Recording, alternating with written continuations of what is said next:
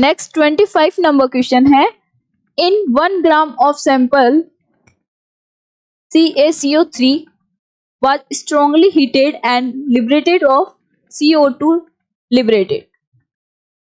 CaCO3 है, इसको heat किया जाता है तो ये कन्वर्ट किस में होता है, lime soda and plus CO2 में. Now the CO2 is liberated was absorbed in 100 ml of 0.5 NaOH solution. Assuming 90% pure of the sample, how many ml of 0.5 mHCl would be required to the react with resulting solution to reach the end point in presence of phenolphthalein. First of all इसका कितना 1 ग्राम है, वो भी sample है, उसकी purity कितनी है 90%. Then 1 into 90 upon 100 gram, that is 0.9 gram of CaCO3. The number of moles is 1 upon 100. तो क्या CO2 के भी मोल्स जो होंगे वो यही होंगे, 9 into 10⁻³ मोल्स, राइट. अब ये इतना लिबरेट हुआ, वो एब्जॉर्ब हुआ किसके द्वारा, 100 ml ऑफ 0.5 NaOH.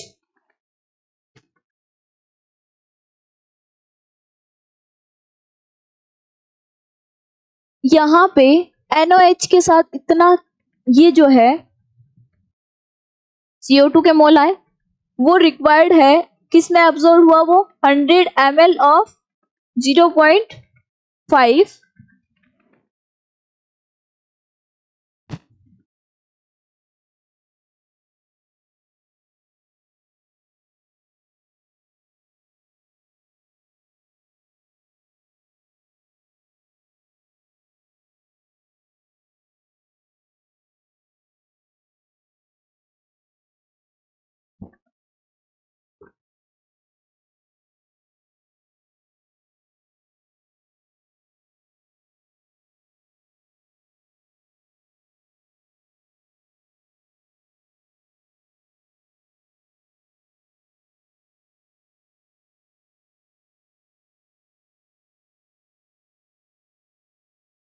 तो नंबर ऑफ मोल जो है CO2 का कितना आ गए, 9 into 10⁻³ ये एब्जॉर्ब की गई है किसके द्वारा, NaOH प्लस CO2 के, और ये कन्वर्ट हो रहा है NaHCO3 में.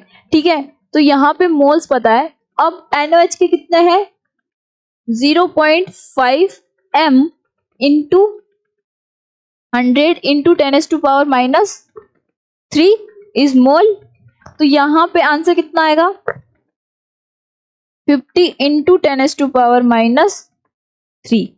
अब यहाँ पे ये CO2 के कितने मोल है, 9 into 10⁻³. तो इसका मतलब जब ये रिएक्ट करेगा तो यहाँ 41 into 10⁻³, यहाँ 0, और यहाँ जो बनेंगे वो बनेंगे 9 into 10⁻³ यहाँ तक ये हो गया.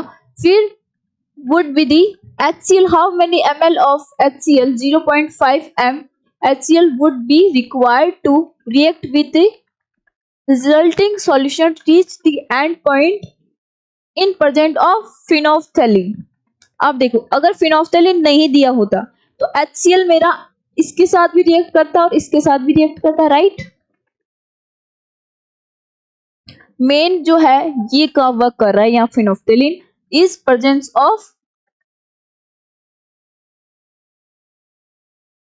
in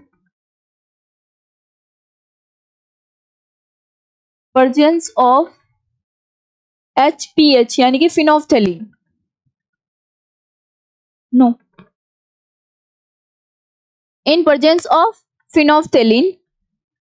तो यहाँ पे phenolphthalein की presence में हमें पता है कि जो NaOH है वो तो रिएक्ट कर लेगा इसके साथ, HCl के साथ, और NaCl प्लस H2O का फॉर्मेशन करेगा, राइट. लेकिन यहाँ पे NHCO3 का फॉर्मेशन भी हुआ, वो HCl के साथ रिएक्ट करेगा क्या फिनोल्फ्थेलिन के? नहीं, उससे पहले ही फिनोल्फ्थेलिन अपना कलर चेंज कर देगा और हमें इंडिकेट कर देगा कि हमारी जो रिएक्शन है वो कंप्लीट हो चुकी है।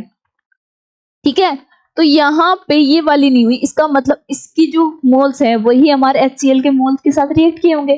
तो हम ये बोल सकते हैं कि equivalent of NaOH is equal to equivalent of HCl. Equivalent is 41 into 10 to power minus 3 equal to equivalent of HCl कितना है 0.5 मोल। 0.5 is molarity in volume is B। ये जो आएगा वो अभी लेटर में आएगा।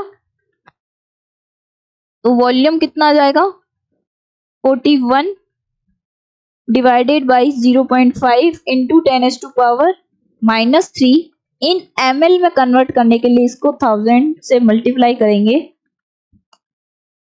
तो वॉल्यूम जो आएगा इन ml इज 22 ml,